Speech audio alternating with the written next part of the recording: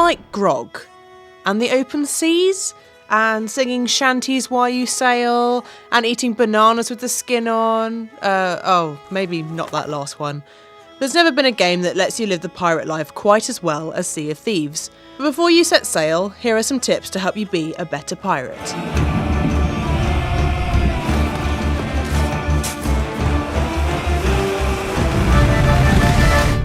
Sailing a ship is harder than it looks.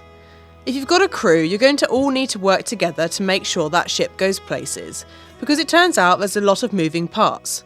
You'll need to drop the sails, adjust their angle so they billow in the wind for more speed, and raise the anchor too, to make the ship actually move. Of course, there's also steering, map reading, and keeping an eye out for rocks and other pirates. Being a pirate isn't as easy as just drinking grog, You can do handbrake turns in a ship, who knew? If you're heading for land or rocks and are about to crash, you may need to perform a bit of an evasive manoeuvre. So lock the wheel fully in one direction and then drop the anchor, and your ship will spin around anywhere between 90 and 180 degrees. It's also good for getting a good angle on enemy ships too, so prepare the cannons!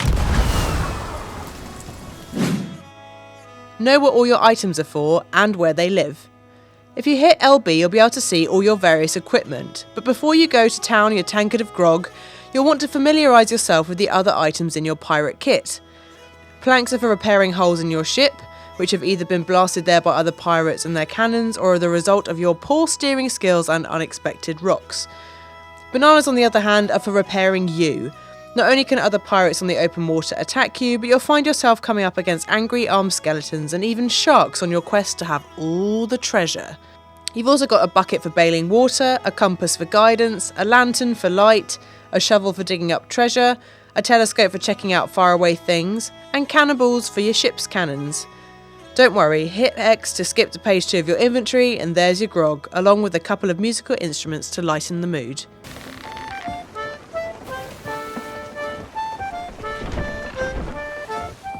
All of these things can be restocked by heading to the lower decks of your ship where they'll be hiding away in barrels. You'll also find them on islands on your treasure hunting expeditions, so just remember to keep topping yourself up before you walk the plank. Get voyages from one of the 3 factions at any outpost. Getting gold is pretty much your main goal in Sea of Thieves, and the main way to earn money is to complete journeys for one of the 3 factions, which you pick up at their tents on any outpost island. The Gold Hoarders give you maps and riddles that point the way to Berry's treasure. The Order of Souls task you with taking out undead pirate captains and bringing back their glowing skulls. And the Merchant Alliance are all about trading, from chickens and pigs to gunpowder and cannonballs. Everyone will need to vote before you set sail. You can't just pick a voyage and set off, because there's a weird second stage to choosing which treasure you're pilfering next. Go onto your ship and below deck you'll find a map table. Near there is another table with a small sheet of paper on it. Here you can suggest a voyage for your crew to undertake, and all of them then have to vote on it. Yes, that's even true if you're playing Sea of Thieves on your own. You have to suggest the voyage and then put your one vote on it before you get maps or riddles guiding you to the buried treasure, all of which you'll find in your RB menu. Don't worry if you happen to fall off your ship, whether you're playing alone or with other people. You can either get your crew to stop and wait for you to swim back to them, or just look for the blue smoke rising from the waves, which indicates a siren is waiting there for you.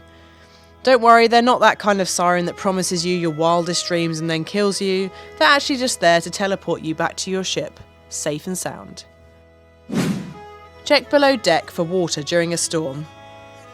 Although it's easy to discover you're taking on water when you hit a big rock or get hit by an army of cannonballs, you might not think to check your ship's belly during a storm. Like it would in real life, getting caught in a huge thunderstorm means there's tons of rain pelting down on your deck and washing down below. If you're not careful, you can have a ship full of rainwater without even realising, which if you don't address means your ship could well be in danger of sinking. Uh-oh. You can use your vomit as a weapon. Getting totally drunk in Sea of Thieves isn't cause for your crewmates to ask you to walk the plank. In fact, it's almost a major part of pirate life. But be careful, when you start knocking back that grog, you'll start staggering wildly and your vision will be warped. Chuck 3 tankers of grog down your neck and prepare to see it all come back up again in no time. But before you start cursing your bad luck and your weak stomach, grab a bucket and chunder in that instead. You can save all that sacred regurgitation for a little later, when you can aim it right in your crewmate's face. Or you can just ditch the bucket entirely and vomit straight in their avatar's mug, causing their entire screen to go green. Nice one. There's no way to find your crew unless you communicate. One of the most annoying things about navigating on foot in Sea of Thieves is that there's no way to see where your crewmates are unless they're literally in your eye line. There's no minimap, no radar, no beacon pulse you can send out to reveal their location.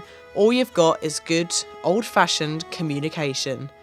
Cue a heck of a lot of chatter about the rock you're near, compass directions and tiny points of interest if you've got any luck of finding each other mid-treasure hunt. The edge of the map is a death trap. It's easy to reach the edges of the territory if you're not paying full attention to the map. But as soon as you do start to venture into literally uncharted territories, trust me, you'll know. The waters and the skies around you will start turning red, and then before you know it, your ship will start creaking as it begins to take damage. Lots of damage. Before you know it, you'll watch your ship, and hopefully not all your precious treasure, disappear into the depths, leaving you with no other choice but to seek salvage from the sirens. If the waters go black, sail away. Fast. While red waters signal the edge of the map, black waters are a sign of something much, much worse. The Kraken. Although that might sound like fun in Sea of Thieves land, and it is at times, the 8-legged monster can pluck you from your ship, eat you, and drag your vessel to a watery grave before you can even say calamari.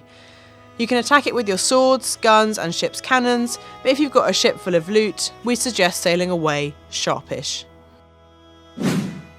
Skulls in the sky are a sign of sweet, sweet loot. You know how you used to go cloud gazing when you were younger?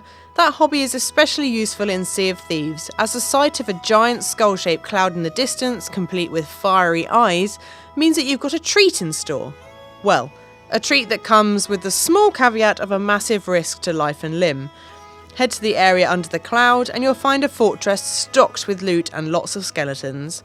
Odds are that you'll have to team up with some other pirates nearby, who might not be your immediate friends, but working together in numbers to take down skeletons is the only way to get to the centre of the fortress and grab that sweet, sweet loot. There's an easy way to count your steps for treasure hunting. No, we're not suggesting that there's a pirate fitness tracker. We're talking about the riddles that ask you to take a certain amount of steps in a particular direction from a certain spot on a certain island to find some buried treasure. Although you can roughly count your steps and guesstimate the location of your shiny gold, there's a much easier and more precise way to do it. Bring out your compass and then hold RT to bring it up to your face. Now move while keeping RT held down and you'll feel every step you make with the rumbles in your controller, making it much easier to track where you are when you've completed your required paces. Then just start digging. Protect your treasure at all costs. Once you've got a chest, it's more than tempting just to keep sailing the high seas until your ship's belly is totally full. But beware, if your ship sinks for any reason at all, you can say goodbye to your treasure. Plus, the longer you leave it on your ship, the more you risk other players coming after you and stealing it all. It's worth heading back to any of the outposts on the map and selling your discovery in between voyages. If your ship does start to sink before you get there though, try and grab a chest or skull and swim to shore, avoiding the sharks, and then just wait for your crew to come back and get you. If you try and teleport using the siren, you'll lose your loot, so that's literally the only way to save it if your ship is lost to the depths.